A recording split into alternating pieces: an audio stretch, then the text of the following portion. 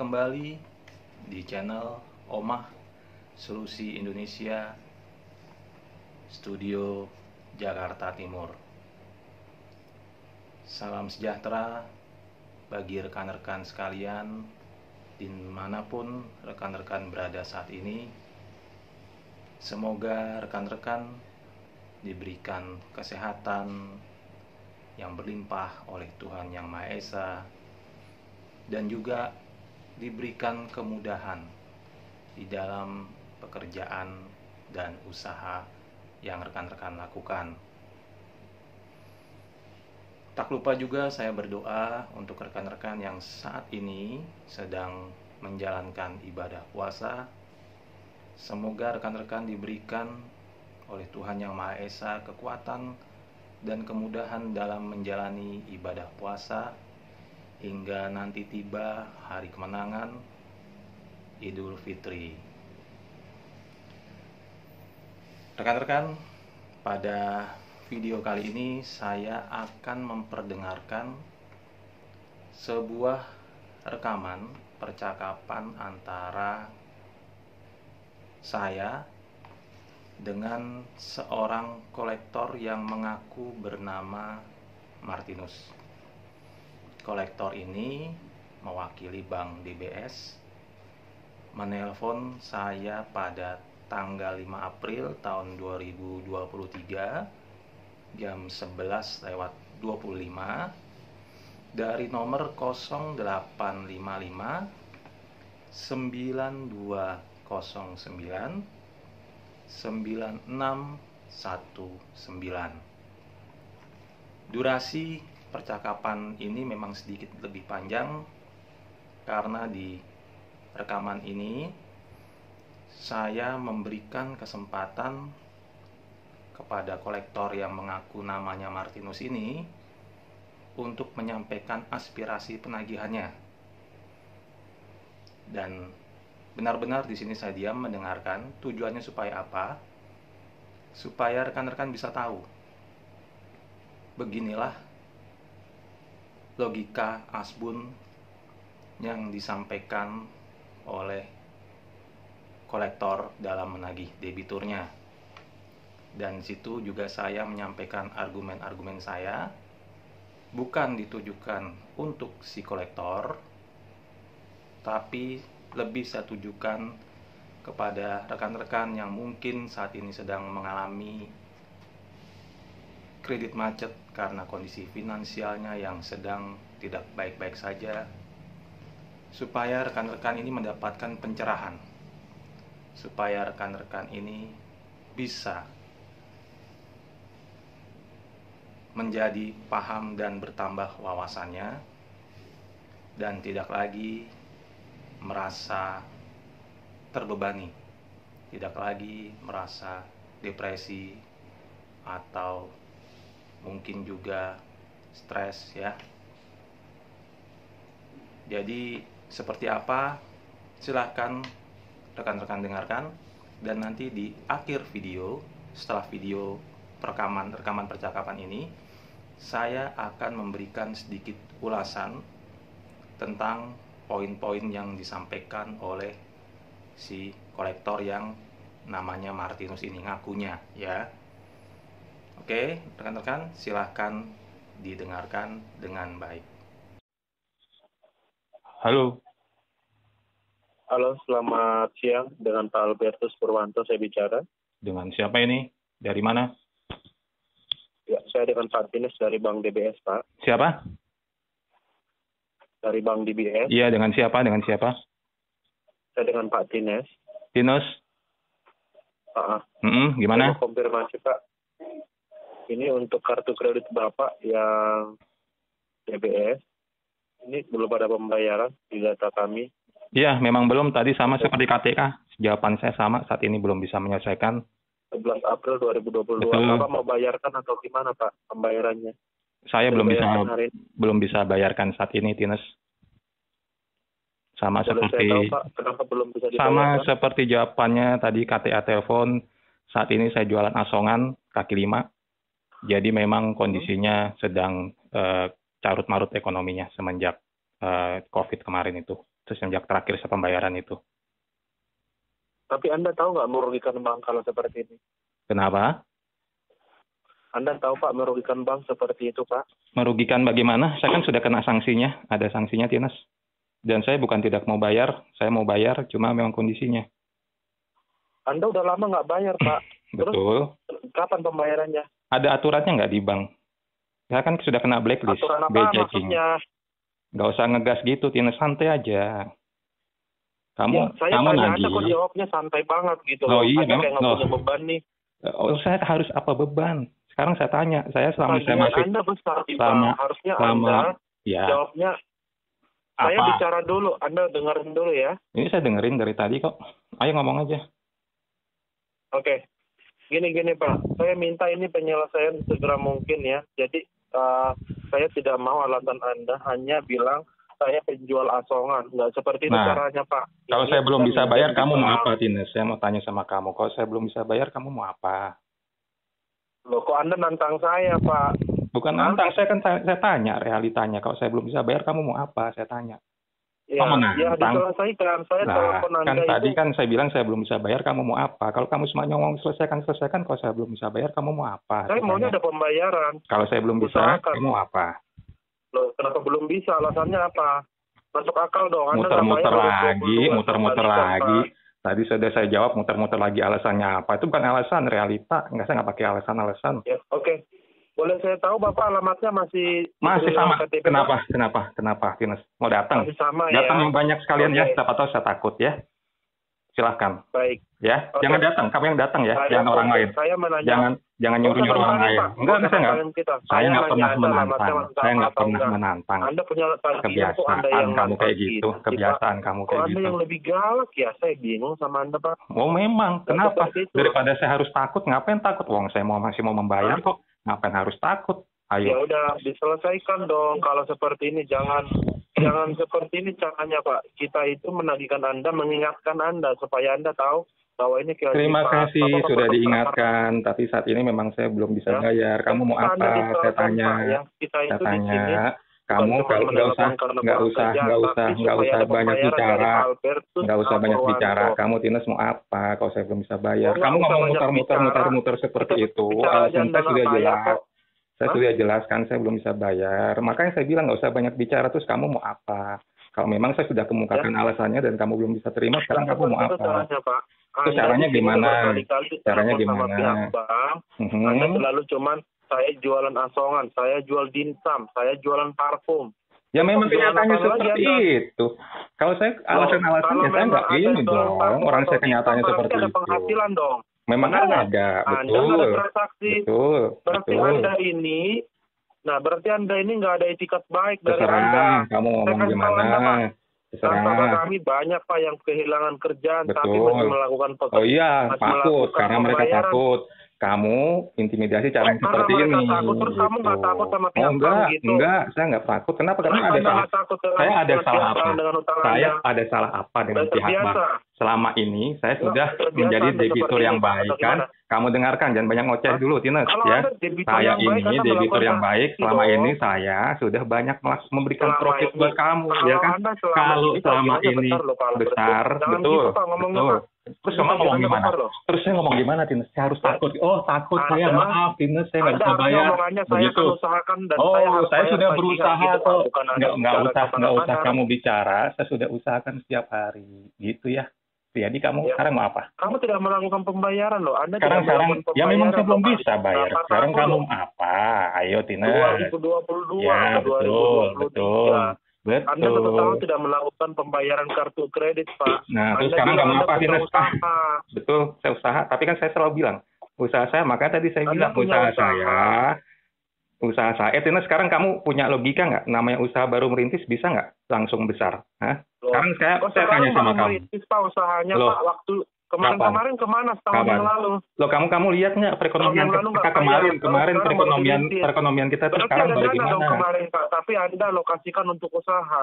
kok buka usaha apa, harusnya selesaikan. Kalau dulu saya nggak buka kewajibannya usaha, tersebut. terus saya bayarnya dapat penghasilan dari mana? Kamu tuh logikanya dipakai, jangan cuma sekedar asal ngomong, Kalau kamu Tines. udah punya, sekarang gini, saya balikin lagi omongan Apa? Anda. Ya, Anda kan tadi bicara seperti ini. betul. Kalau Anda tidak buka usaha, bagaimana cara bayarnya? Sekarang saya tanya, Mm-mm. Anda udah punya usaha, kapan Anda bayar? Itu pertanyaan saya.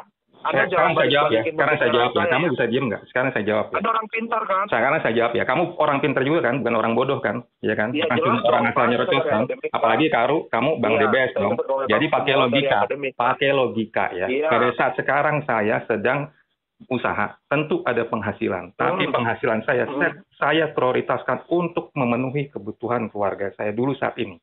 Begitu ya. Kenapa lebih memprioritaskan kebutuhan keluarga Anda dibanding kewajiban Anda? Oh Bang, itu iya kewajiban loh, dong, Pak. iya dong. Dan kebutuhan keluarga itu juga kewajiban. Antara kewajiban kita prioritaskan yang utama yang mana. Gitu, kamu sekolah Oke, kan? saya kasih tahu Anda Sekolah ya, Pak. dong. Kalau harusnya kau sekolah bisa berpikir seperti kasih itu. tahu Anda, dengarkan Sampai ada lagunya loh, baik-baik, denger nih Pak. ada lagunya. Ya kan, harta yang paling berharga tuh. Siapa? Apakah Bang? Keluarga kan? Nggak pernah ngomong begitu. Gimana? Ya udah lewat. Pak, kalau Nggak perlu harta diulang yang lagi. paling berharga apa tadi nyanyi? Coba nyanyi sekali lagi. Ya saya udah lewat, saya nanti kamu publikasikan terkenal Apanya dong lewat? saya. Ya kan? Udah lewat Iya, Pak. mobilnya. Saya kasih Kenapa? tahu Anda, Pak. Boleh Kenapa, Anda dengarkan saya dulu? Saya dari tadi dengerin loh. Kamu aja nggak mau dengerin. Apa? Oke. Nih, saya kasih dengerin tahu lagi. Anda ya, Pak. Ya, kasih tahu apa? Mm. Ya, saya kasih tahu Anda ya, Pak. Lebih baik kita kelihatan sederhana, Pak ya. Jadi kita kelihatan jadi orang Betul, kaya, tapi betul. kita hanya hutang di Betul, mana-mana. betul. Anda Terus? kelihatan punya usaha, tapi Anda tidak mau bayar. Anda minjam dana ke bank buka usaha. Harusnya Anda selesaikan kewajiban Anda. Itu yang benar, Pak. Sekarang saya boleh jawab nggak? Sekarang saya boleh jawab nggak? Atau kamu mau ngomong terus? Ya, Anda jawabannya. Nah, Enggak, kan saya nggak butuh ini jawaban kan? Anda. Ya udah, kalau nggak butuh Saya jawaban, butuh pembayaran nggak Anda usah. di Saya juga Bank nggak butuh Keluarga. ini Anda lah kata-kata Anda. Yang penting saya sudah jelas saya Nggak belum butuh bisa kata-kata bayar Anda saat dulu. ini. Kenapa Anda tidak butuh Ya kata-kata kan? kami? Oh Kami iyalah. merecovery di sini. Kami tidak mempersulit Anda loh, Pak Albertus. Lu siapa Kami bilang saya mencoba mempersulit? atau Siapa membantu bilang supaya kamu Anda mempersulit? menyelesaikan kewajiban Membantu Anda. bukan seperti itu caranya. Membantu itu pada Oke, saat caranya kamu membantu menurut persepsi Anda seperti apa? Coba jelaskan ke aku. kamu datang kemari, ya kan? Kamu sendiri ya, jangan suruh orang lapangan. Nanti saya tunjukkan. Ayo Tines, ikut saya ke lapangan yuk, biar kamu lihat. Oke. Nah, itu Berarti baru Bapak namanya membantu. mengundang orang lapangan kami ke alamat Anda ya, Oh, Pak? silakan. Nggak mungkin saya yang ke sana. Silakan. Oh, kenapa Saya takut itu, Pak, ya? kerjanya di Takut ya? kantor, Pak. Iyalah, Nggak kamu bisa ke lapangan. kamu namanya aja pasti bukan Tines, nomornya aja dihubungi nggak bisa. Pantesan kok kalau Deskol tuh nyerocosnya tuh paling cuma begini-begini. Disuruh datang, nanti saya suruh orang lapangan datang, Pak. Oke, Ya kan? saya catat Iya, omongan iya, Anda. iya. Berarti Anda menantang Bang Betul, DBS betul. kalau seperti Nah, ini betul, ya, Pak? betul. Kamu lihat sekalian channel YouTube saya ya, Oma Solusi Indonesia Jakarta Timur. Tuh, biar kamu tahu muka saya seperti Ya. apa. Ya, sekalian. Saya sudah banyak kok Apanya ngomong di sekalian? situ. Sekalian aja. Apanya sekalian? Ya, kamu lihat sekalian. Kamu mau tahu saya kan? Sekalian kamu lihat channel YouTube saya tuh, Oma Solusi Jakarta Saya Timur. tidak perlu lihat YouTube atau Tadi siapa katanya kan, Anda. tadi katanya kan saya tidak menantang butuh bang siapa Anda. kamu. Yang saya butuhkan- Tadi katanya, ngomong lidah Anda nggak tidak perlu bertulang. menentukan siapa Tadi profil katanya Anda saya ke nantang Pak. kamu, Nggak makanya saya perlu. tunjukkan Saya profil butuhkan- saya, biar kamu jelas nyari sayanya gitu loh, Tines. Kok Anda bangga ya punya hutang di Bank DBS, tapi Anda mau menunjukkan Bangga profil dong, Anda ke uang apa saya nggak ngemplang, saya mau bayar kok. Kalau saya kabur, baru saya nggak bangga. Uang saya masih berusaha untuk bayar. Buktinya kamu mau teleponin Saya kapan kasih tahu saya Anda ya angkat. Pak, tagihan Anda di Apa? Bank DBS itu cukup besar. Anda punya Ya. kartu kredit, Anda Terus? punya kartu kredit di Bank DBS, Pak. Betul. Anda Terus juga saya nggak punya mengingkari loh, saya nggak mengingkari loh. Saya nggak tagihan mengingkari KPA semua Anda itu. itu adalah hampir 200 juta. Saya kasih Terus, tahu Anda. ya, terus, 200 juta Tines, KPA Tines, Anda, Tines, daripada dan kamu kartu ngoceh-ngoceh kredit Anda pun begini, cukup besar di Bank gini loh, DBS, Pak. gini loh, aturan Kartu bank kredit itu Anda di Bank sudah DBS cukup itu jelas. Ya adalah udahlah, kalau mau 90 berkicau, kamu juta. berkicau dulu deh. Ditambah 200 Terus, juta. Berarti terus, tagihan Anda di terus. Bank DBS kurang lebih 300 juta. Terserah. Anda masih bisa bicara seperti ini. Masih Anda bisa. mikir, Pak. Saya kasih tahu berpikir, Anda, Pak, ini saya berpikir, Tidak kita, perlu enggak. saya mikir nggak loh, mau tahu. saya mikir Saya loh. nggak mau tahu YouTube Mau mikir Anda, Pak. gimana? Saya tidak Kenapa? mau Tahu siapa. dong, nanti kan kamu saya Saya upload nih mau biar Anda terkenal, selesaikan ya kan? kewajiban Anda. Saya upload, begini nih cara penagihnya Iya, BPS, saya ya undang apa? Anda. Anda tidak Ngapain? perlu mengundang saya ke rumah Orang Anda. tugas kamu kok Anda ngundang-undang adalah saya. aktor Kamu Bank DBS. kamu siapa? Kamu siapa? Pengadilan Hah? gitu ngundang-undang saya. Kamu lah tugasmu, Pak. Kamu ada orang lapangan suruh ke sini atau kamunya daripada ngoceh-ngoceh begitu ke sinilah. Ngapain harus saya ke situ? Sadar, Pak. Jelas-jelas saya disuruh Sadar usaha. Jelas-jelas sadar saya suruh dengan usaha. tindakan Anda Kalau seperti saya ini, Pak. udah Lah, capek-capek seperti jauh-jauh ke caranya. situ ngapain Kalau gitu. Mendingan Anda kamu yang benar, kemari. kalau hidup Anda benar, Pak, Anda Benar. memperlakukan orang dengan benar, Betul. hidup Anda akan berkat loh, Pak. Tapi Loh. kalau Anda menganggap orang debt collection itu, Pak, tidak baik, bagaimana hidup Anda supaya jadi orang baik, Pak? Udah? Kamu orang baik nggak, Jadi Tines? saya, Kamu orang baik nggak, Tines? jadi saya minta ke Anda. Kamu orang baik nggak, tolong Anda Tines? Saya hargai kami tanya. pegawai bank di sini, Saya Pak. menghargai kamu Kita asal tidak kamu bisa mengambil. menghargai debitur, ya kan? Debitur yang sudah menggaji kamu Kami juga. sangat menghargai Anda, Pak. Oh, nggak sebagai begitu peserta, caranya. Pak. Kalau menghargai, kamu bicara soal moral, soal menghargai, tapi kelakuanmu sendiri jauh dari kata menghargai. Kamu Kelakuan bicara apa? soal agama, Kelakuan soal seperti bawa apa? berkat, tapi cara-caramu menekan orang seperti itu, Tines. Cara Kamu seperti nggak apa malu? yang Anda butuhkan Ya dari kami, udahlah, Pak? kamu kita kan sekarang ini lagi kesulitan dan kita itu kan debitur yang juga pernah berjasa Pak, buat bank kamu. kami tidak Tines, tutup mata kalau Anda dengerin dulu kesulitan. kata-kata saya. Ya, kalau kamu ngomong alasan apapun saya mengerti, tapi kalau caramu masih seperti itu kamu namanya tidak mengerti, Tines. Cobalah pakai hati nurani kamu. Makanya saya tanya sama kamu, makanya saya bilang sama kamu datang kemari, lihat kondisi saya sebenarnya. Jangan suruh orang lain. Kamu debt collector atau debt collector ya dalam hal ini, bisanya cuma menjas orang, mengatakan orang nggak bertanggung jawab, nggak punya etikat baik. Tapi kamu datang sendiri, lihat dong. Jangan hanya textbook, jangan hanya mendengar coletan-coletan sekitarmu aja. Datang langsung lihat kondisi debitur saya, punya channel YouTube saya, mengerti orang-orang seperti yang lainnya itu yang kalian anggap sebagai orang-orang yang lari dari tanggung jawab, padahal mereka masih ingin bayar. Cuma memang kesulitan keuangan. Gitu loh, Tines. Kita ada waktunya, roda itu berputar. Ada di atas, sekarang kamu lagi di atas. Sekarang saya di bawah, dulu saya di atas. Saya bisa membayar semuanya, nggak ada kesulitan. Tapi kalau sekarang kondisi sekarang seperti ini, saya harus prioritaskan keluarga. Kamu bicara soal agama, keluarga itu berkat. Kalau kita mensejahterakan keluarga, kita dapat berkat. Kita dibukakan jalan, itulah yang kita jalani. Itu, Tines, bukan masalah hutang. Hutang akan kita bayar, tapi nanti. Pak, bagaimana hidup Anda akan diberkati, Pak, kalau Anda tidak bisa memberkati orang juga? Gitu aja simpel kan? Nah, betul. Paham kan maksud saya, Pak? Nggak perlu saya jelaskan. Loh, kamu juga paham, Dang. Tadi kamu juga paham kan, Tines, maksud saya kan. Kamu kan udah anak besar dewasa ya, sudah kuliah, sudah pihak bank dengan kondisi betul, Anda yang sangat kesulitan. betul. Tapi saya juga menghubungi Anda, tahu pekerjaan kami adalah sebagai ya sudah, kan sudah menghubungi, ya kan sudah menagih, ya sudah. Apa kemudian kamu harus mempres? Tapi Anda sekarang kalau saya katakan saya belum bisa bayar, udah gini aja, Tines. Bulat kata saya apa? Betul. Saya dulu, kamu ngerti nggak sih? Kamu jangan ngegas, santai aja. Katanya cuma mau penagihan. Jangan kamu mulai bicara, Pak, gantian. Loh, kamu dari tadi udah bicara. Loh, ini ada persentasenya loh. Ada persentasenya loh. Ya udah saya diem deh. Kalau nggak mau ya udah saya diem. Kamu ngomong saya diem. Kamu ngomong lah. Kamu ngomong, saya diem aja deh. Saya ngomong, kamu yang ngomong ya. Ayo, silakan. Waktu dan tempat saya persilakan. Waktu dan tempat saya persilakan untuk saudara Tines. Yuk, silahkan. Ya, Pak, gini ya Pak ya. Tabur tuai tahu kan Pak? Paham nggak tabur tuai Pak? Paham ya. Saya menghubungi Bapak, saya bekerja Pak. Jika Anda mempersulit orang bekerja, itu Anda kan tuai juga dong. Kan tahu kan? Karena tadi saya bilang, Bapak juga paham. Saya tahu Anda orang pintar Pak di sini. Anda juga pengusaha di sini kan? Bapak juga YouTubers juga kan Bapak bilang kan Pak. Tapi saya bicara ke Anda baik-baik Pak. Anda punya tagihan di bank itu adalah sangat-sangat cukup besar Pak. Tadi sudah saya informasikan ke Bapak. Di sini tagihan Anda itu kurang lebih 300 juta Pak Albertus di bank DBS Pak. Tapi Anda tidak melakukan transaksi pembayaran sudah 1 tahun. Ya, kami melakukan recovery seolah-olah Anda di sini merasa bahwa kami adalah tidak menghargai debitur kami. Anda sangat salah besar Pak kalau seperti ini. Kami di sini menghubungi, harusnya Anda dengarkan dulu, harusnya Anda menanyakan apa yang bisa Anda bantu dengan saya yang kondisinya saat ini. Itu yang harus Anda tanyakan ke saya. Tapi Anda maunya dimengerti tanpa mau mengerti orang, gitu kan. Nah, saya kasih tahu Anda ya Pak, dari total tagihan Anda ini, kalau memang Anda butuh bantuan dari pihak bank, kami bisa bantu keringanan. Keringanannya seperti apa? Itu yang harusnya Anda tanyakan, Pak. Tapi Anda tidak menanyakan itu.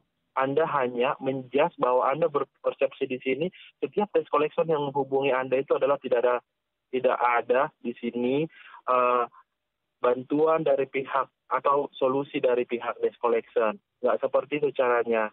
Kalau memang Anda mau dibantu dari pihak bank, Anda terus terang ke kami.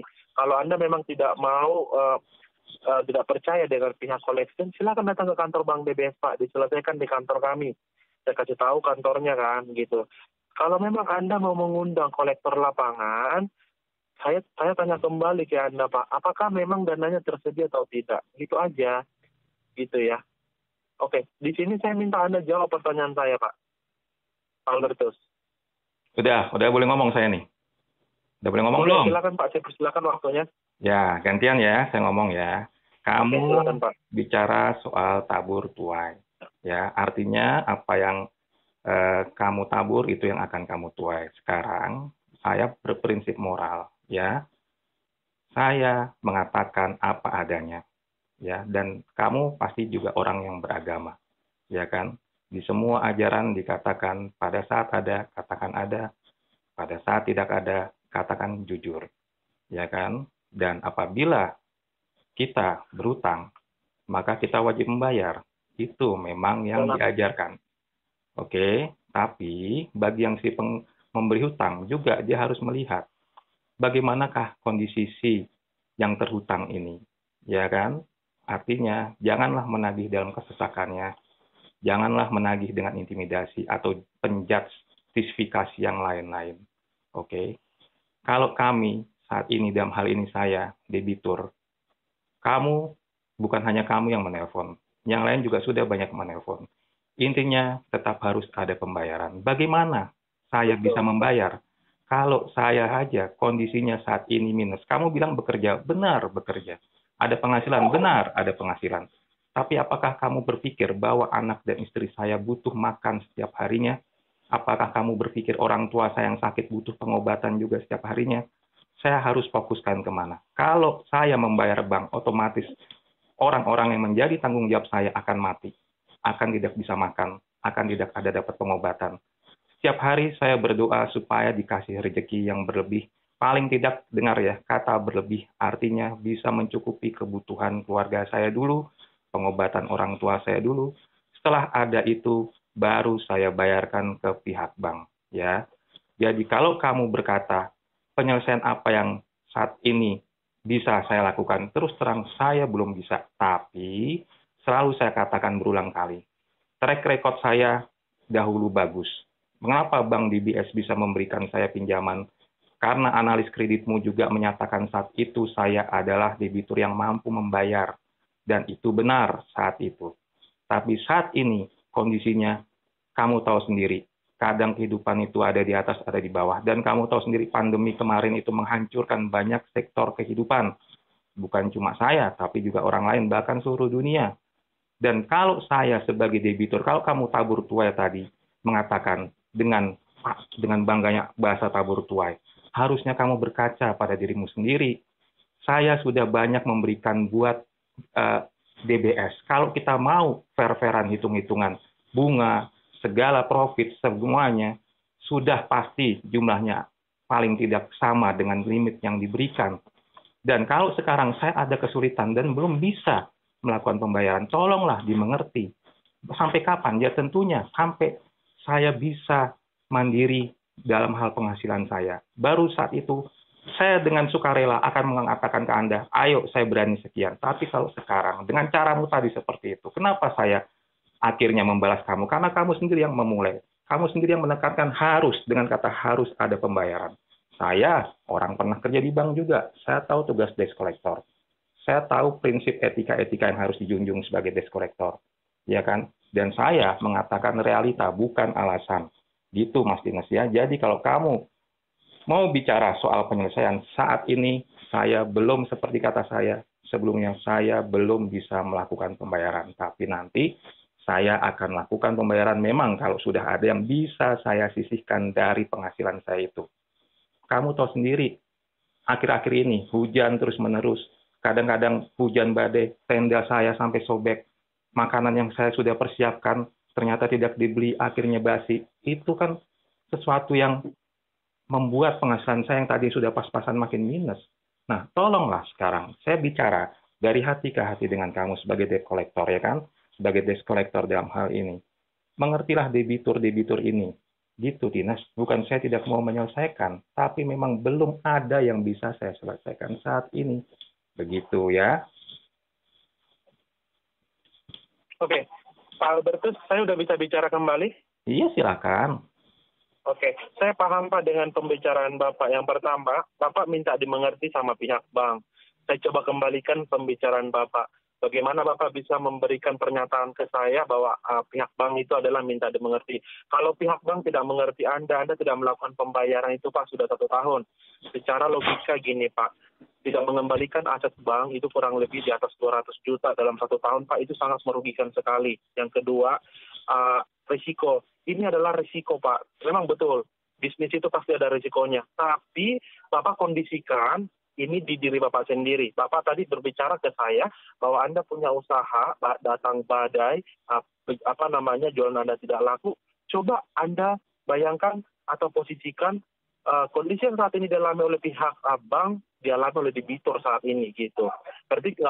Berarti di sini harusnya Anda paham juga dong, gitu ya Pak ya. Terus yang ketiga, kami dari sini menghubungi Anda Pak, karena kami ingin membantu keringanan. Tapi kalau contohnya Anda di sini selalu berpikir bahwa saat ini kondisi Anda tidak stabil, Anda tidak punya uang, Anda tidak sanggup, apa yang Anda bicarakan ke saya Pak, itu akan terjadi ke hidup Anda Pak, gitu. Karena pembicaraan Anda itu kan pasti Anda sadar dong berbicara seperti itu kan Pak. Benar nggak? Saya nggak salah berbicara seperti ini. Saya mengembalikan semua pembicaraan Anda karena itu pernyataan dari Anda ke saya. Saya rasa Anda sanggup, Pak. Tapi Anda di sini tidak melakukan pembayarannya karena ada alasan, gitu. Ya. Kenapa saya bisa garansiin bahwa Anda sanggup? Sampai saat ini Anda masih bisa kok hidup, gitu kan. Yang kedua, gini. Sampai saat ini Anda masih bisa punya usaha kok Pak, masih jalan usaha Anda, walaupun Anda tadi bilang banyak badai yang Anda lalui gitu. Coba Anda berpikir secara logika Pak gini, kalau Anda contoh punya tagihan kartu kredit sama KTH-nya Anda bayarkan sesuai dengan kemampuan bank, pasti pihak bank nggak tutup mata, pasti pihak bank akan berpikir, oh ternyata orang ini adalah masih kooperatif ya, masih mau membayarkan ya. Nanti pihak bank kan dengan analisanya pasti akan menawarkan keringanan yang seringan-ringannya ke Anda. Mungkin dengan penawaran diskon ke Anda, dan mungkin itu diskon itu bisa dicicil. Itu kita bisa ambil action, Pak, gitu. Gitu loh yang saya maksud, Pak. Udah. Saya di sini tidak menggurui, mohon maaf ya. Udah belum? Saya di sini hanya ingin memberikan solusi. Udah belum? Saya terima kasih. Saya ingin mencari solusi di sini. Untuk solusinya. Gitu. Tapi untuk penawaran kamu soal keringanan, maaf ya. Kamu mengatakan bahwa sebenarnya Anda mampu. Terima kasih. Memang saya saat ini sedang usaha, tapi seperti saya bilang sama Anda tadi, apa yang saya usahakan ini belum ada kelebihan, belum ada yang bisa saya sisihkan untuk menjadi sesuatu yang bisa saya simpan. Bagaimana saya bisa menawarkan pembayaran semampu saya kalau saya sendiri belum ada yang bisa saya sisihkan? Itu logikanya, ya. Dan saya bukan masalah sebenarnya Anda mampu atau tidak. Sebenarnya kalau kamu berpikir sepertinya buktinya Anda masih itu suatu yang sepertinya terlalu terlalu mengada-ada. Ya iyalah, pasti hidup lah. Kita punya usaha sedikit pun pasti tetap bisa hidup, tapi masalahnya apakah punya kelebihan untuk bisa kita sisihkan? Kan itu yang menjadi pertanyaan. Kalau kita nggak bekerja baru kita nggak bisa hidup, karena kita bekerja makanya kita masih bisa hidup. Tapi yang jadi pertanyaannya itu, apakah usaha kita ini sudah bisa memberikan hasil lebih atau tidak, begitu. Dan ya, kita tidak usah ngomong berpanjang lebar. Kata-kata saya bulat, artinya saya belum bisa membayarkan saat ini, dan saya sudah terkena B-checking. B-checking itu adalah konsekuensi atau hukuman yang saya terima. Bagi orang lain mungkin digampangkan B-checking, tapi bagi saya itu sesuatu yang berat. Karena otomatis saya tidak lagi dipercaya oleh institusi finansial manapun, ya kan? Jadi kalau secara aturan negara sudah menggariskan itu, dan secara aturan yang saya baca di lembar aturan DBS juga menggariskan hal itu, ada konsekuensinya apabila tidak membayar, yaitu B-checking. Dan apabila tidak dianggap bahwa saya ini atau kami ini debitur macet ini koboi, bank bisa melakukan menempuh jalur pengadilan. Jadi silahkan sesuai aturan, sesuai peraturan yang berlaku di Indonesia, lakukan itu. Saya akan terima kalau seperti itu. Tapi kalau memang saya ada, saya akan katakan ada. Kalau memang saya punya berapa, taruhlah 500.000 atau berapa seperti yang kamu bilang atau seperti yang debt collector lainnya bilang, akan saya katakan, oke, saya ada, saya sanggupi. Tapi kalau saya nggak ada, ya saya akan katakan nggak ada. Mau apa lagi yang saya katakan selain kebenaran yang ada di diri saya, kan begitu, Martinus ya. Jadi itu jawaban saya. Terima kasih untuk penawarannya. Jadi memang saya belum ada yang bisa saya bayarkan saat ini. Begitu aja. Oke. Kalau memang Anda saat ini berbicara seperti itu, Pak, memang benar Anda itu adalah kena by checking karena itu adalah risiko diperbankan jika tidak melakukan transaksi.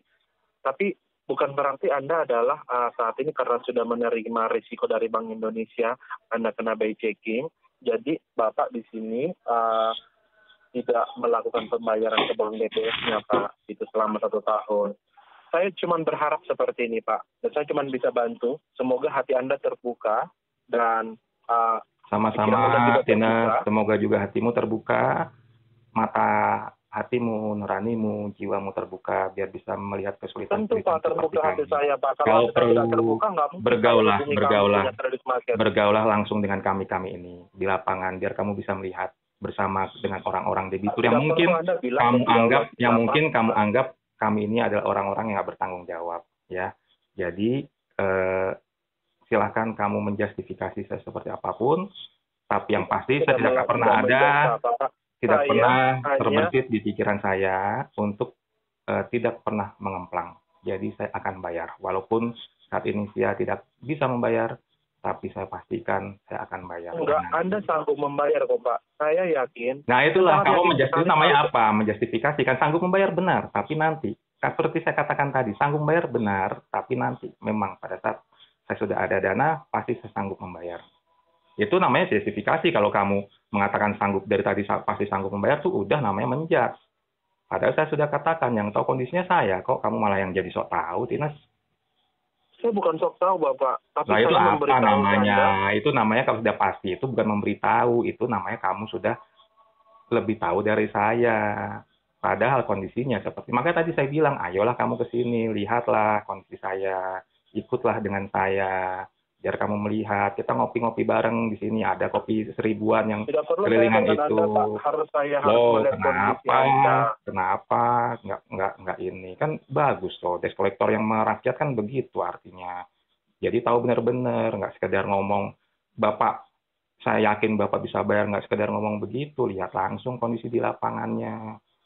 Langsung dengan mata kepala sendiri. Kita ngopi bareng di Starling itu. Enak jadinya kita ngomong, ini loh kondisi saya. Kamu bisa lihat sendiri, nggak ada yang ditutupi. Disuruh melihat. Kan ngopi Starling, bukan ngopi Starbucks. Kok kamu sih Starbucks, saya yakin. Kok saya kan Starling. Jadi kok cuma 1000-an ya bisa lah. Ngeraktir 1000-an gitu kan. Oke, gini. Saya apa gini gimana? Terus maunya gimana? Saya udah nggak bisa. Saya nggak bisa. Gini. Coba Anda pikirkan baik-baik, Pak. Udah saya pikirkan berulang kali loh. Saya pikirkan berulang kali. Saya tengok dompet saya berdua tiap malam, saya berpuasa tiap hari. Ya memang kondisi seperti ini. Dan saya diberi petunjuk memang apa? Diberikan jalan sama Tuhan. Oh iya pasti setiap hari. Terima kasih untuk doanya. Dan kalau kamu doanya yang baik seperti itu, ya saya pastikan mudah-mudahan nanti saya segera dapat jalan yang baik untuk bisa membayar dan menyelesaikannya. Ya. Dan saya berharap Pak, saya tidak hanya mendoakan Anda, tapi ada Anda langsung ada niat dan pembayaran. Oh iya pastilah.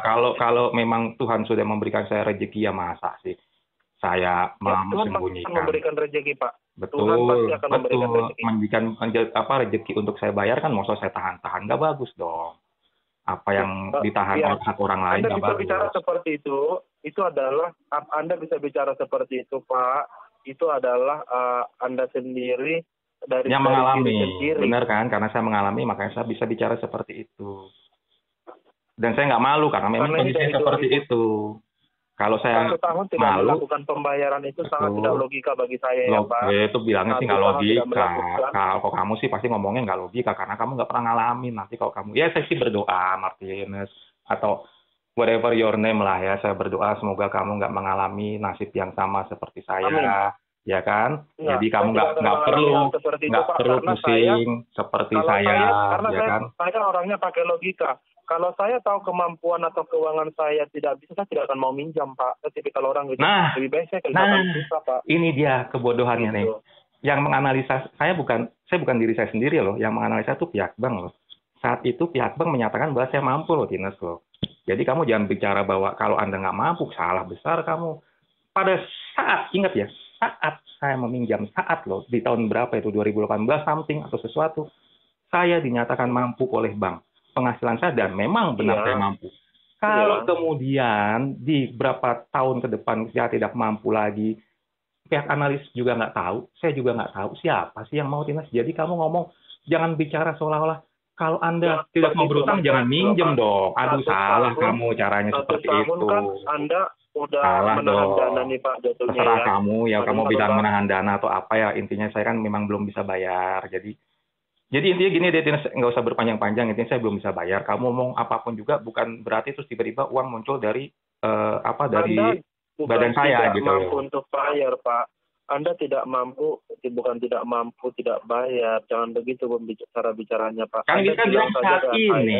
Saya bilang kan kondisi saat ini memang saya belum mampu untuk bayar. Tapi bukan saat ini saja, karena sudah 1 tahun. Ya memang, dan kenyataannya memang seperti itu. Sudah 1 tahun Anda nggak melakukan pembayaran. Ya, memang kenyataan seperti itu sebagaimana, Tines.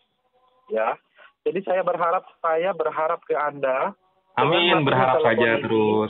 Ya, dan pasti akan saya realisasikan bagaimana caranya. Tapi memang kita bicara kondisi, fakta, dan realitas saat ini saya belum bisa bayar. Tapi mudah-mudahan, ya kan, dikasih rezeki. Intinya kan itu, ya kan? Mudah-mudahan dikasih rezeki saya bisa bayar. Amin, amin, dan amin. Itu yang saya selalu panjatkan. Oke? Ya.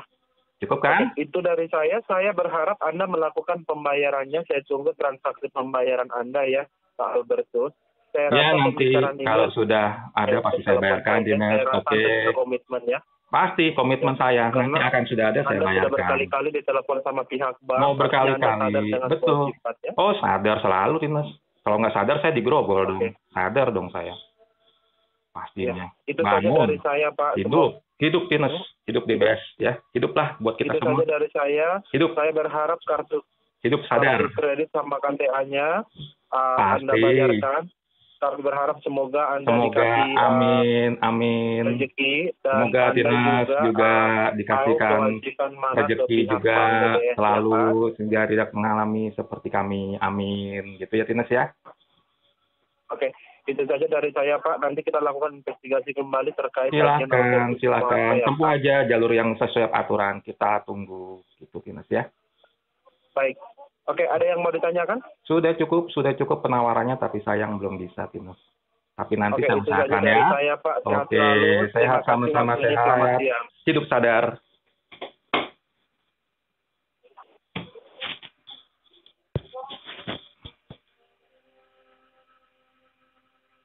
Udah belum? Apa mau lanjut? Demikian video atau rekaman percakapan saya dengan kolektor yang mengaku bernama Martinus dari Bank DBS. Ada beberapa highlight saya terhadap ucapan-ucapannya yang saya anggap ini keblinger atau keminter gitu ya. Yang pertama, si kolektor tadi mengatakan bahwa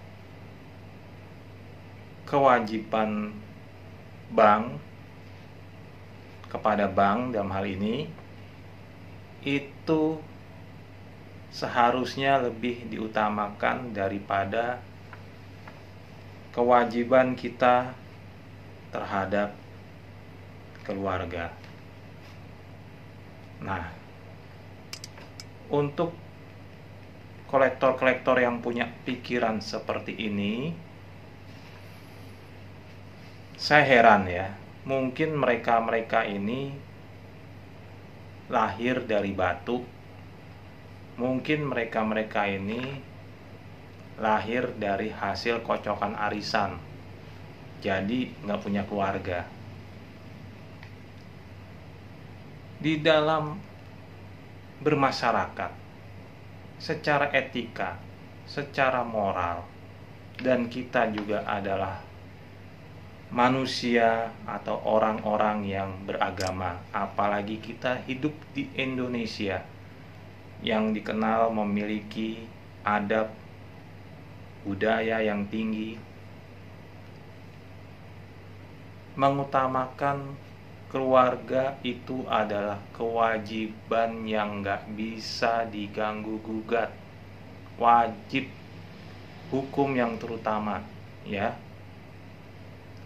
Apabila kita mensia-siakan keluarga, entah itu anak, entah itu istri, ataupun orang tua, hidup kita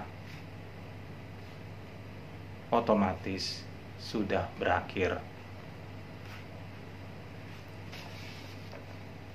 Karena apa?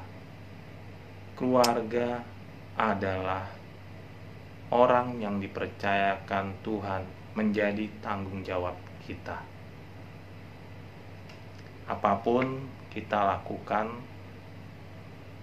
untuk bisa mensejahterakan keluarga.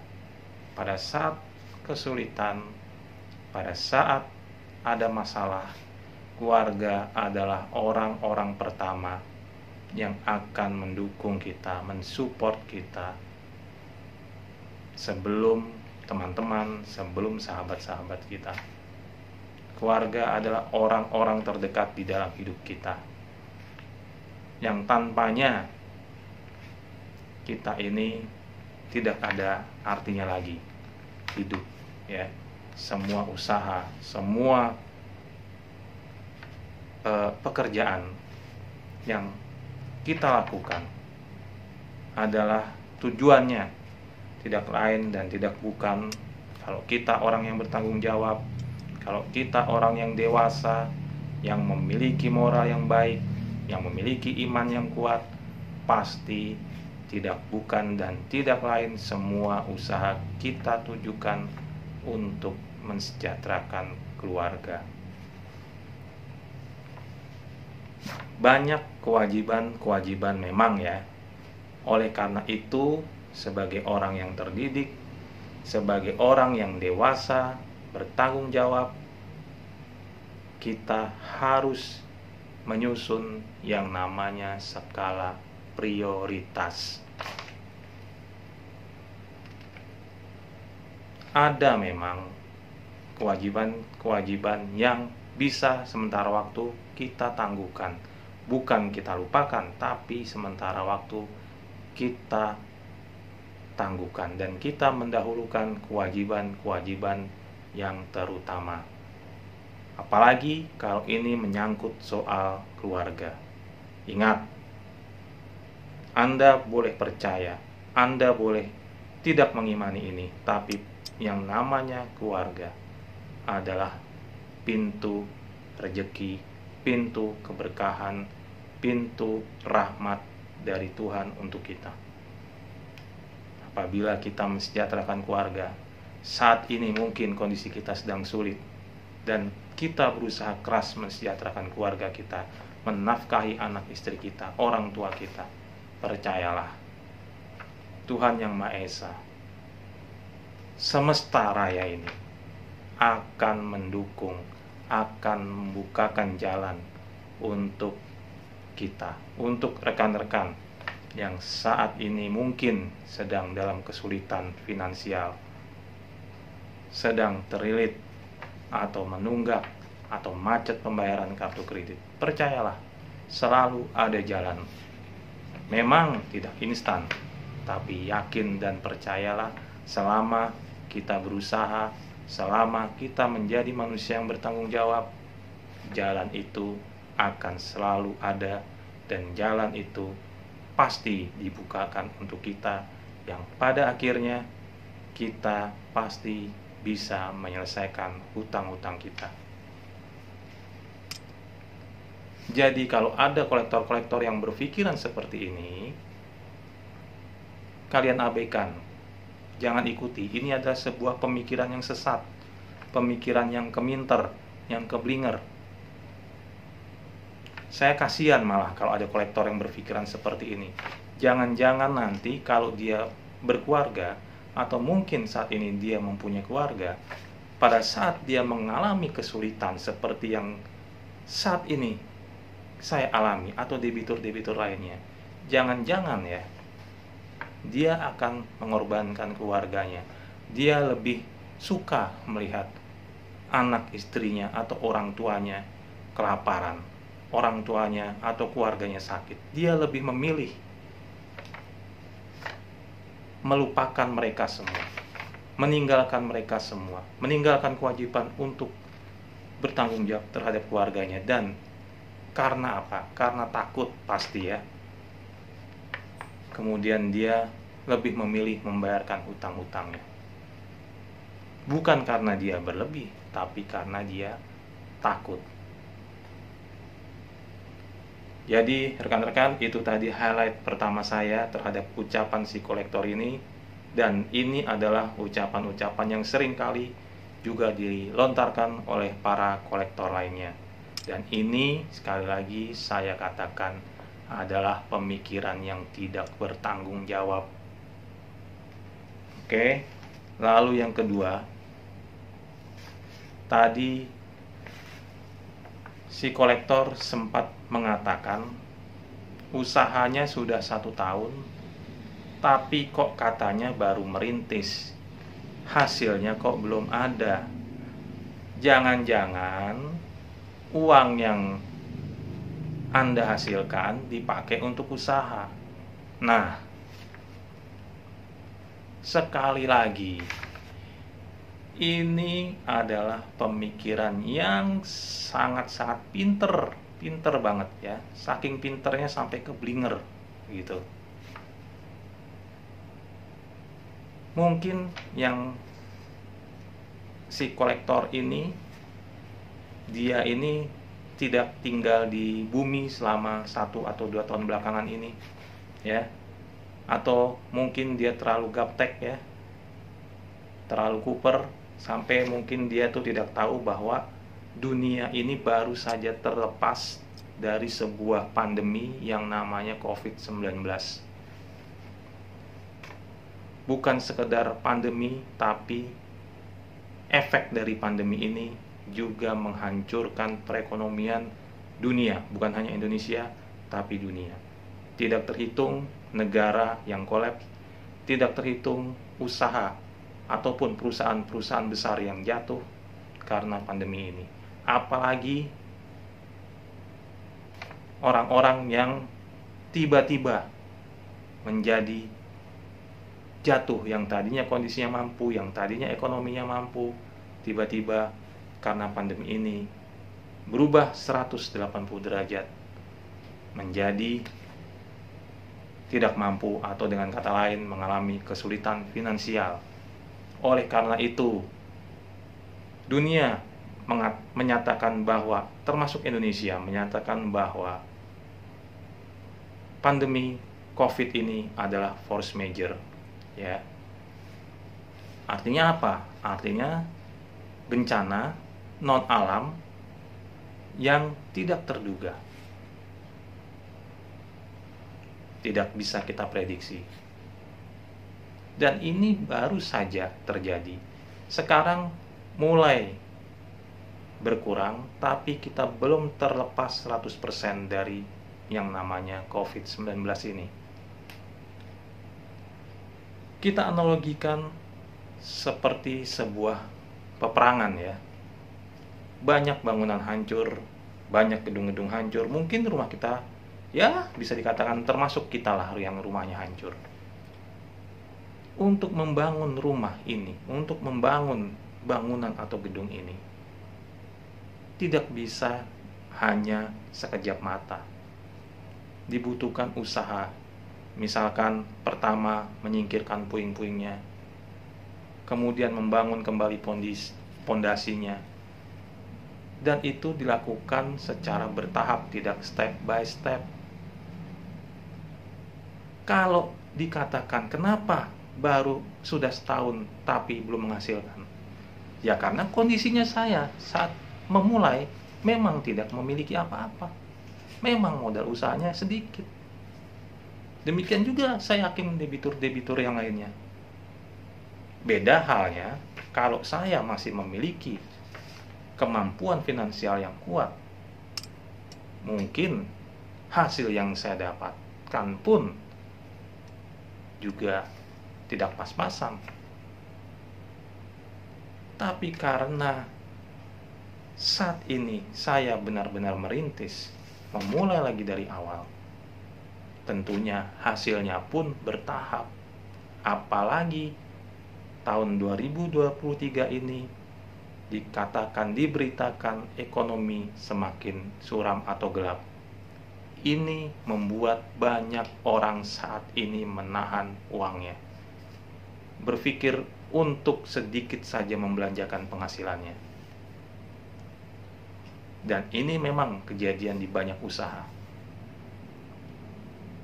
Plus di tahun 2024 nanti merupakan tahun politik. Bukan saya melakukan pembenaran atau pembelaan, tapi memang kenyataannya seperti itu. Kalau sekiranya seperti saya katakan di rekaman itu, Martinus atau kolektor lainnya mungkin mau ikut debiturnya, menyaksikan langsung, bukan hanya sekedar ngomong dari balik telepon, seolah-olah kita ini menyembunyikan harta yang terpendam, seolah-olah kita ini ngomong tidak ada uang, padahal sebenarnya kita ini tabungannya berlimpah ruah. Itu yang ada di pikirannya kolektor. Kemudian tadi dikatakan, jangan-jangan penghasilannya digunakan untuk usaha. Ya jelaslah untuk usaha. Kalau saya nggak usaha, gimana saya bisa mempunyai penghasilan? Kalau itu dibayarkan untuk membayar hutang, iya kalau lunas. Kalau enggak, terus besok kamu gimana? Nggak mau dibayar? Apa kalau kamu maklum nggak apa-apa? Kalau si kolektor ini maklum nggak apa-apa? Makanya, berpikirlah secara smart. Jangan terlalu kepinteran. Namanya usaha, kita memiliki penghasilan dan kemudian digunakan untuk usaha, ya iya benar, karena itu sebagai pendongkrak. Supaya apa? Supaya usaha kita lebih cepat menghasilkan, hasilnya bisa lebih banyak. Kalau lebih banyak, kita bisa mensejahterakan keluarga. Kalau kita bisa mensejahterakan keluarga dan terus bertambah, akhirnya kita bisa menyisihkan penghasilan kita dan kita bisa gunakan untuk membayar hutang kita. Kan begitu pola pikirnya. Masa hal-hal seperti ini aja kolektor nggak tahu? Apa benar ini kolektor berpendidikan kalau seperti namanya? Bisanya cuma ngomong seperti itu. Bisanya cuma menghakimi karena dianya sendiri belum pernah berkecimpung dalam dunia usaha.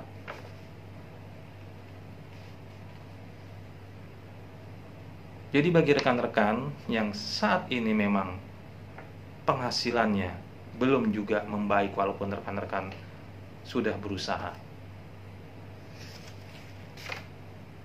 jangan patah semangat. Tetap optimis ya. Mungkin tidak sekarang, tapi nanti pasti perlahan-lahan usaha rekan-rekan akan mengalami peningkatan. Selama kita usaha, selama kita terus berusaha, yakin pasti ada jalan. Lalu yang ketiga tadi, saya juga highlight si kolektor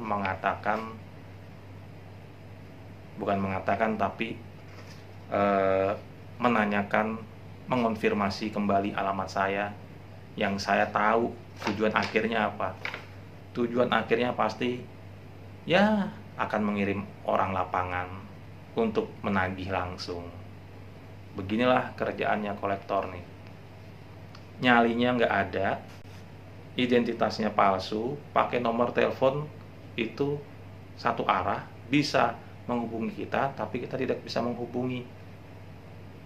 Tapi kerjanya numbal-numbalin orang, dalam hal ini field collector, dengan mengatakan akan didatangkan orang lapangan menagih langsung, seolah-olah menciptakan kesan bahwa field collector itu citranya, kesannya itu seram, kesannya itu negatif, pasti akan melakukan upaya-upaya yang kasar, yang intimidatif ke debiturnya, sehingga menciptakan trauma atau menciptakan rasa takut bagi si debitur. Tapi jangan lupa ya, kamu enak cuma di balik meja telepon. Kasihan loh bill kolektor ini ya. Nggak semua orang mentalnya itu kalem. Ada orang-orang yang emosian. Akhirnya apa? Yang kena imbasnya ya bill kolektor. Bill kolektornya datang baik-baik, penuh sopan santun, tata krama, tapi karena sudah diprovokasi sama desk kolektor, debiturnya sudah keburu emosi. Akhirnya terjadi hal-hal yang nggak diinginkan. Apakah ini memang yang diinginkan oleh si desk kolektor ini? Menciptakan rasa takut, menteror. Jangan begitu, kasihan loh bill kolektor yang juga bagian dari bankmu, yang juga bagian dari timmu ini. Banyak loh bill kolektor yang datang itu dengan sopan, bersahabat, tata keramanya baik.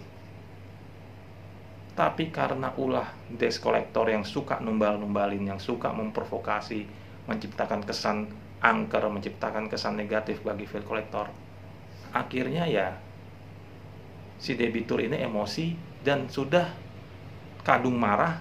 Akhirnya si bill kolektor ini kena imbasnya.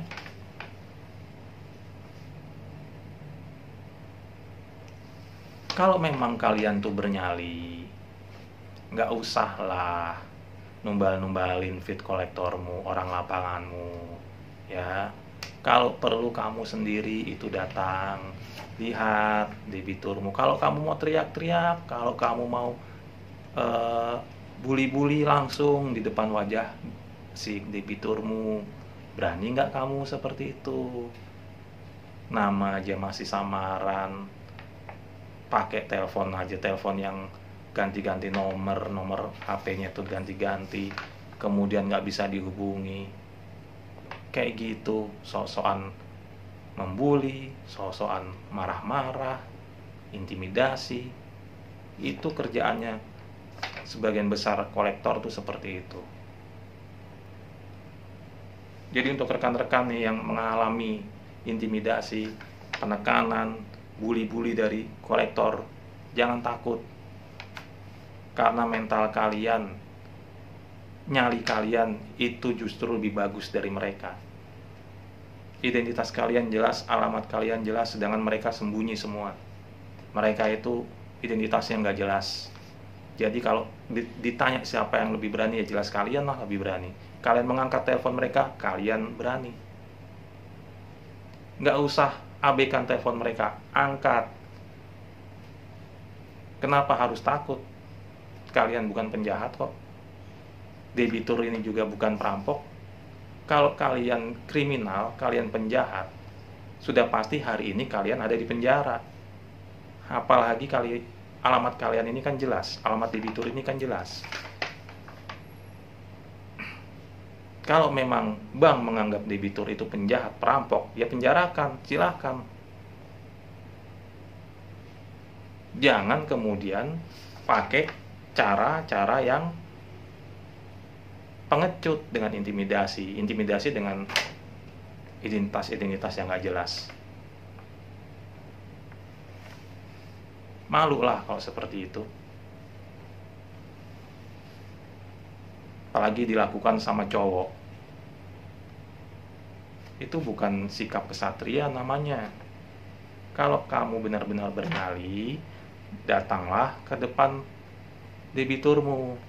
Teriak-teriak di depan wajahnya. Coba, kalian bernyali nggak?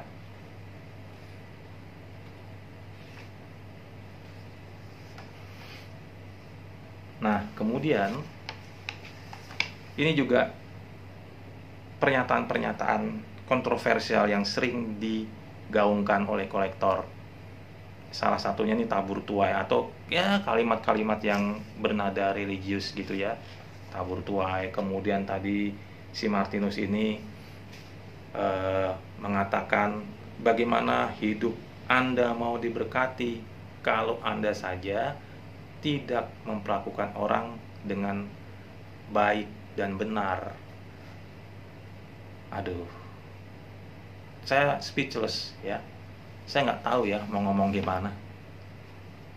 Ini seperti menepuk air dan terpercik wajahnya sendiri gitu loh. Dia ngomong soal memperlakukan orang dengan baik, hidup akan diberkati, tabur tuai. Tapi ya perhatikanlah kolektor-kolektor ini.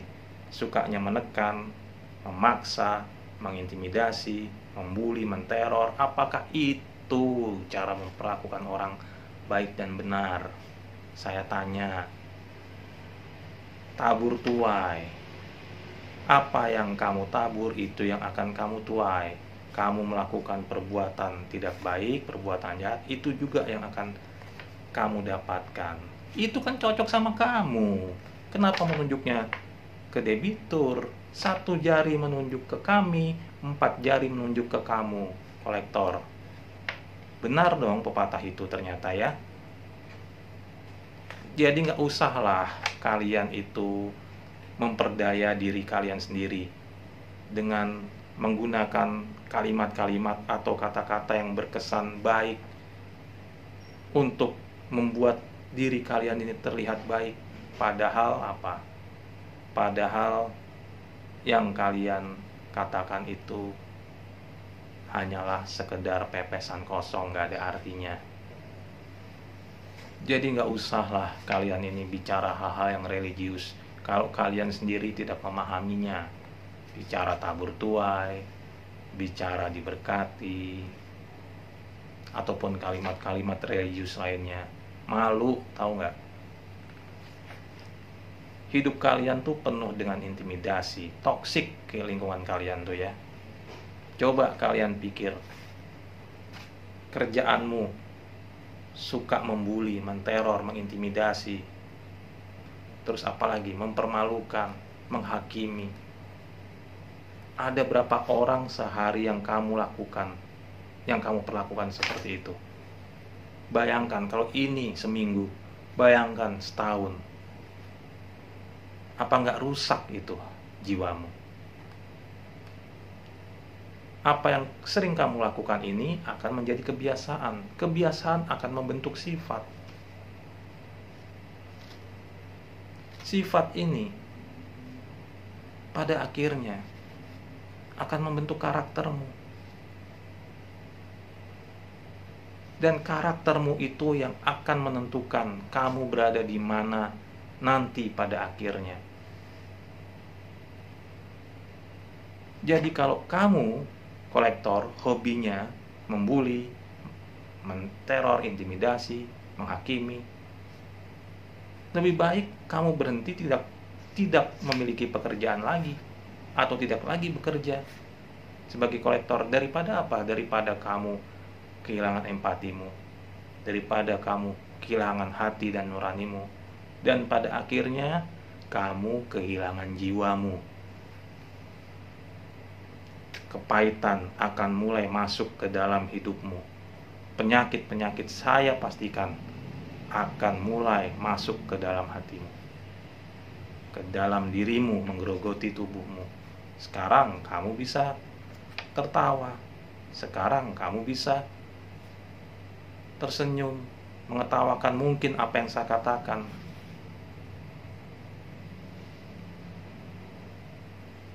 Tapi kamu pernah bayangkan nggak yang kalian lakukan ini ya, kolektor, menteror, membuli, kalau kamu lakukan terhadap orang-orang yang bermental kuat, misalkan seperti saya, it's okay. Saya nggak akan menanggapi. Bagi saya santai aja. Karena saya secara emosional dan secara mental sudah stabil. Tapi kalau ini terjadi ke orang-orang yang mentalnya lemah,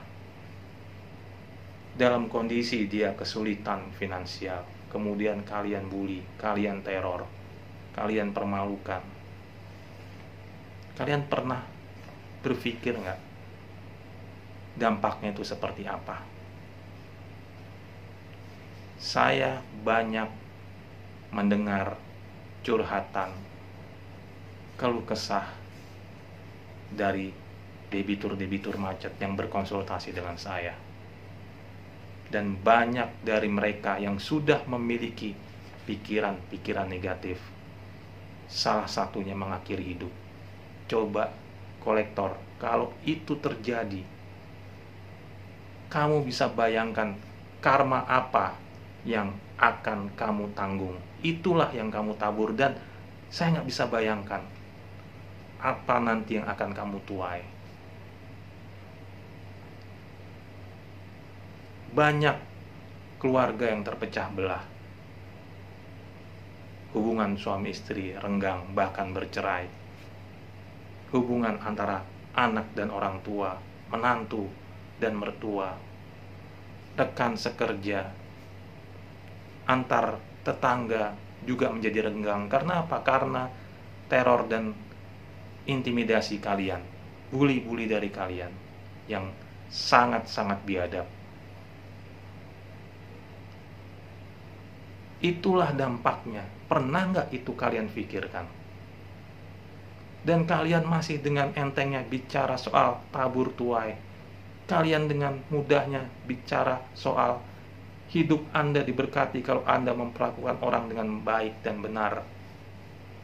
Omong kosong, saya bilang ya. Kami para mentor Oma Solusi sudah sering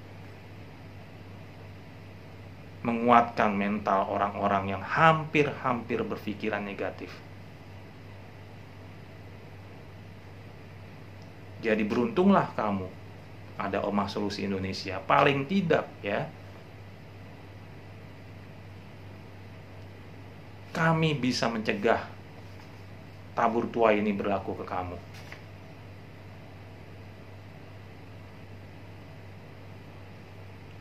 Tapi kami nggak tahu sampai kapan, karena kemampuan kami juga terbatas. Sedangkan banyak debitur-debitur macet di sana yang sudah kalian ganggu-ganggu. Makanya saya ini orang bank, mantan orang bank. Saya tahu kolektor-kolektor yang model-model ngaco begini, hidupnya itu nggak pernah ada yang berkelimpahan. Pas, artinya apa? Pas terima gaji, pas terima komisi, pas keluarganya sakit, pas terima gaji, pas terima komisi, pas kendaraannya rusak, pas yang bersangkutan sakit, pas rumahnya juga rusak, perlu perbaikan ini dan itu. Akhirnya ya semuanya serba pas. Karena apa? Karena yang kalian lakukan ini tidak berkah. Bukan saya membenci profesi kolektor, karena profesi kolektor itu sejatinya adalah profesi yang baik. Ada etika-etika seorang kolektor, dan etika-etikanya, etika profesi ya dalam hal ini itu sangat baik. Kalau memang itu dilaksanakan, itu diaplikasikan. Tapi masalahnya sekarang ini banyak kolektor-kolektor yang kurang berpengetahuan, hanya mengejar komisi, rela melakukan segala cara hanya demi komisi, meninggalkan hati nuraninya, meninggalkan empatinya. Walaupun nggak semua, tapi sayangnya mayoritas seperti itu. Dan untuk rekan-rekan yang saat ini juga mengalami bully-bully seperti ini yang dilakukan oleh para kolektor, kalian jangan takut. Silakan hubungi Omah Solusi Indonesia. Kalian tidak sendiri. Kalau kalian ingin berbagi cerita, silakan kalian hubungi kami. Karena kami tahu bahwa banyak di antara kalian yang merasa sendirian. Kalian nggak tahu harus bercerita kepada siapa. Kalian takut kalau kalian bercerita ke orang lain, kalian akan dicap jelek, akan dihakimi. Silahkan kalian hubungi Omah Solusi Indonesia. Bisa Omah Solusi Indonesia Pusat dengan Pak Hani, bisa Omah Solusi Studio Jambi dengan Pak Rudi, Omah Solusi Studio Jakarta Barat dengan Pak Fendi, ataupun dengan saya sendiri. Omah Solusi Indonesia, Seboyo Pati, Seboyo Mukti. Artinya, bersama-sama kita menanggung dalam kesusahan, dan bersama-sama kita akan mengalami bahagia.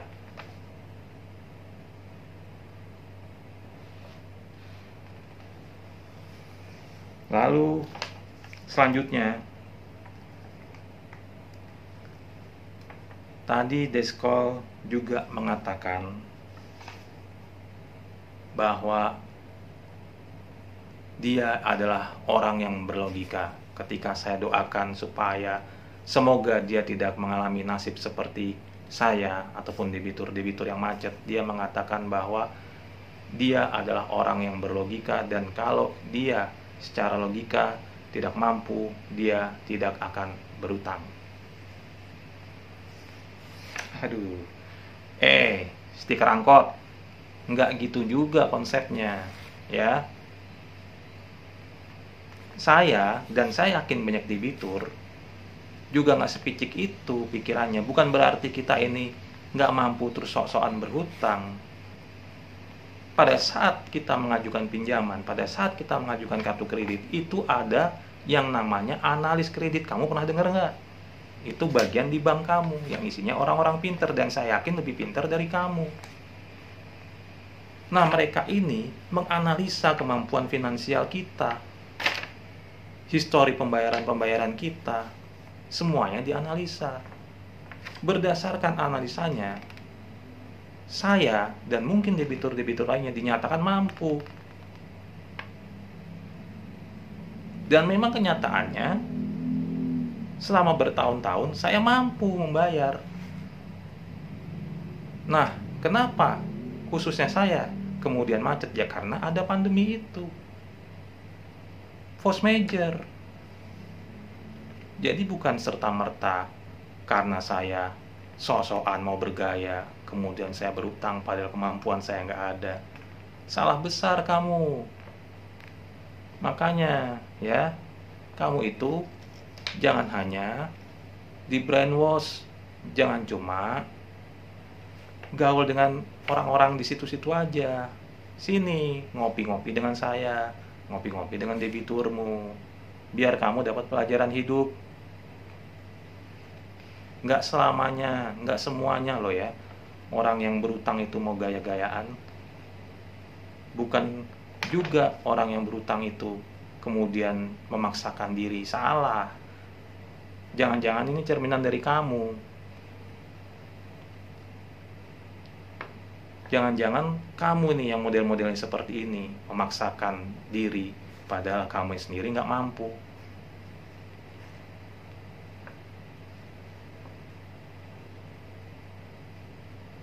Jadi ini adalah suatu pemikiran yang absurd banget nih.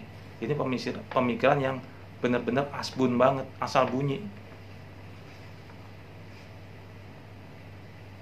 Kalau kami nggak mampu tapi dikasih pinjaman, yang salah ya analis kreditmu. Kenapa kami dikasih pinjaman? Udah tahu kami nggak mampu, kenapa dikasih pinjaman?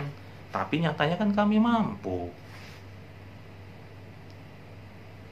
Paling tidak di zaman lalu, karena memang kita mengajukannya pada saat lalu, di saat kita memang dalam kondisi yang benar-benar mampu. Kita bicara masa lalu karena hutang ini terjadi di masa lalu.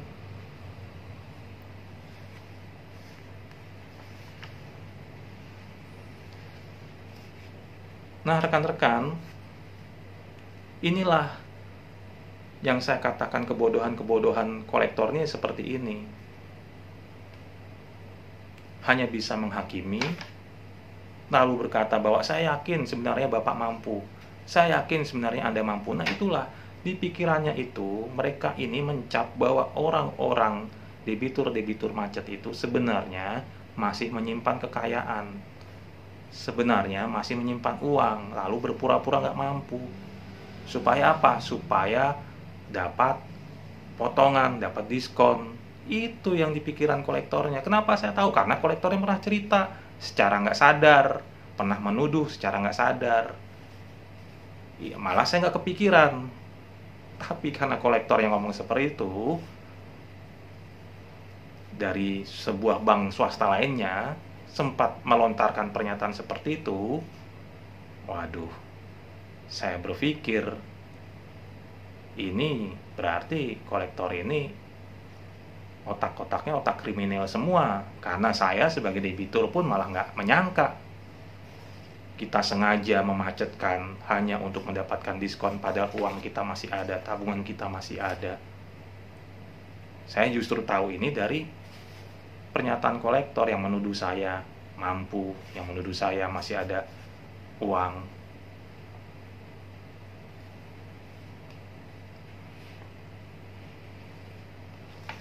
Oke rekan-rekan, selanjutnya ya seperti yang kalian dengar, apapun alasannya, kolektor ini tetap aja anjing menggonggong, kafilah tetap berlalu. Cuek bebek, nggak ngerti, tetap harus bayar. Karena memang mereka ini kan bukan orang pengambil keputusan. Mereka ini ya tugasnya hanya menagih. Jadi bagaimana kalau seperti itu? Ya kita abaikan. Kita sudah dikenai sanksi berupa bunga dan denda. Kemudian ada juga penagihan dari kolektor-kolektor model kayak gini ya. Lalu ada slick bay checking. Itu sudah cukup berat loh. Itu sudah konsekuensi, itu sudah hukuman. Apalagi bagi debitur-debitur yang produktif. Otomatis kita tidak bisa lagi mengajukan pinjaman ke institusi keuangan manapun. Karena kita di blacklist. Kita sudah menerima hukuman. Jadi kenapa kalian masih mengintimidasi? Kami sudah terima hukuman, debitur sudah terima hukuman, dan itu berat bagi kami. Bukan debitur atau saya tidak mau membayar, kalaupun ada, pasti saya bayar. Karena masalah seperti ini, hutang, itu tidak pernah terfikirkan dalam hidup saya, tidak sanggup bayar. Dan saya yakin banyak debitur-debitur yang juga berpikiran seperti itu. Yang tadi kondisinya baik, mapan, tiba-tiba berbalik. Itulah yang namanya hidup roda itu berputar. Dan hati-hati, kalau itu bisa terjadi sama saya, sama kami para debitur yang saat ini macet, itu juga bisa terjadi ke kalian kolektor. Hari ini kalian jumawa, hari ini kalian mengintimidasi, kita nggak tahu nasib. Bulan depan mungkin kalian memohon-mohon pertolongan ke debitur. Apa yang tidak mungkin terjadi di dunia ini kan? Jadi lebih baik kita saling berbuat baik, saling menghormati, tenggang rasa. Kalau Anda sebagai kolektor, lakukanlah penagihan sesuai etika, sesuai peraturan yang berlaku. Jangan dengan cara-cara yang arogan, dengan cara-cara yang meneror-neror, mempermalukan debitur, bahkan sampai menelpon sekolah anaknya. Bayangkan betapa biadabnya kolektor ini mengganggu sampai menelpon keluarga dari adik iparnya ke kantornya. Bayangkan, biadab banget nih hal seperti ini. Mau jadi preman tapi nyalinya setengah. Beginilah. Kalau memang kalian itu merasa hebat, merasa benar-benar bernyali, tunjukkan jati dirimu. Baru itu saya katakan kalian pemberani. Kalau cuma di balik telepon menyembunyikan identitas, ya saya rasa anak SD pun dibekali seperti itu juga berani.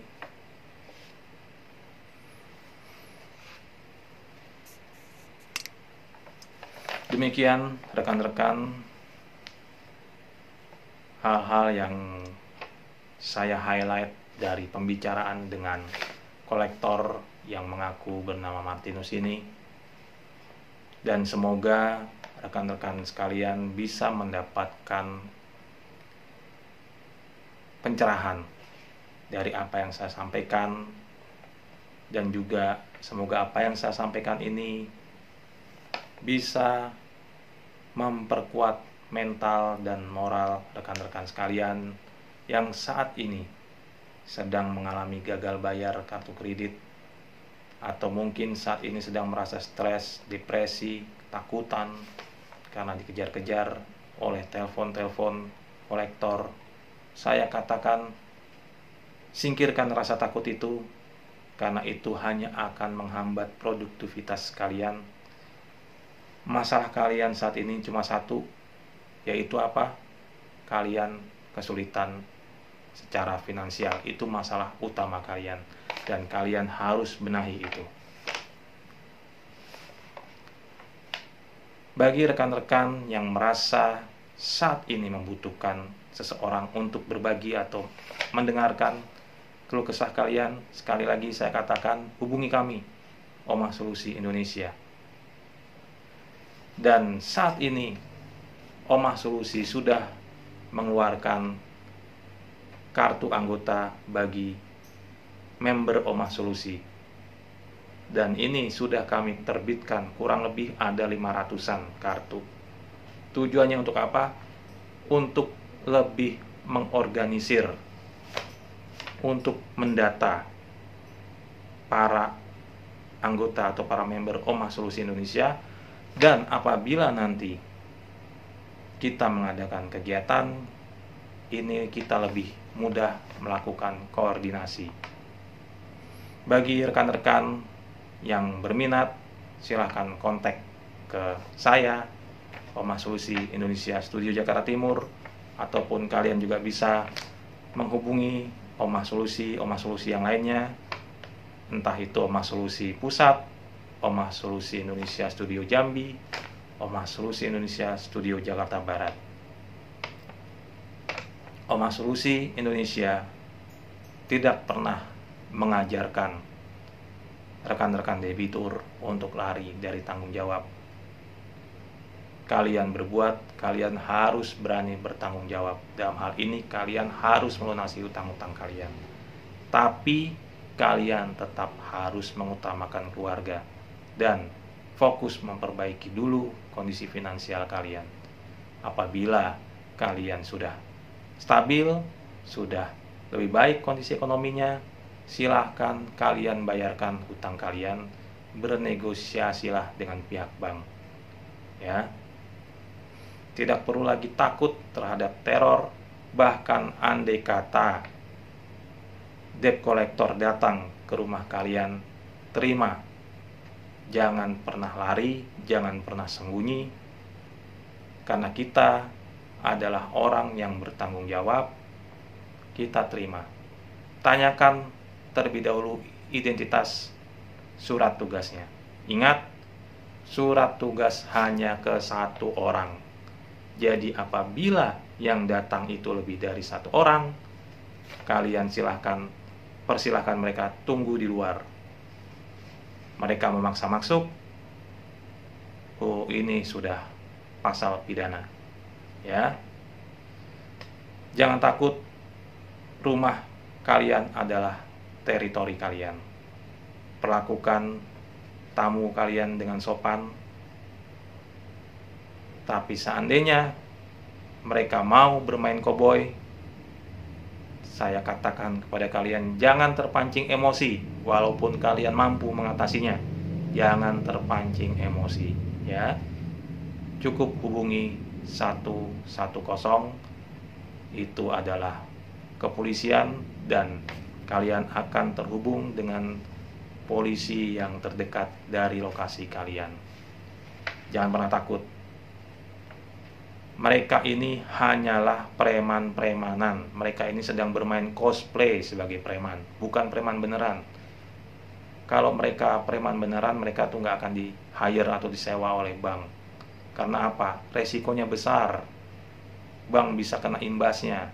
Seandainya mereka berbuat keonaran, ya, dan merugikan sampai merugikan si debitur, yang dituntut bukan cuma mereka secara pribadi, tapi pihak banknya. Dan ini sudah banyak kejadian. Makanya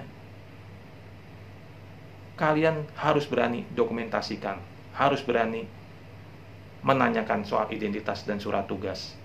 Karena itu adalah hak kalian. Mau kalian bisa bayar atau tidak, tetap menunjukkan identitas, menunjukkan surat tugas, itu adalah kewajiban mereka sebagai seorang penagih. Kalau itu nggak mereka tunjukkan, usir. Karena bisa saja mereka mengaku-ngaku, kan? Demikian rekan-rekan video kali ini. Saya juga mengucapkan selamat Paskah bagi rekan-rekan yang merayakan, dan semoga rekan-rekan semua tetap dalam kondisi yang sehat, baik itu secara mental maupun secara jasmani. Dan akhir kata, tetap semangat, jangan menyerah, karena badai pasti berlalu.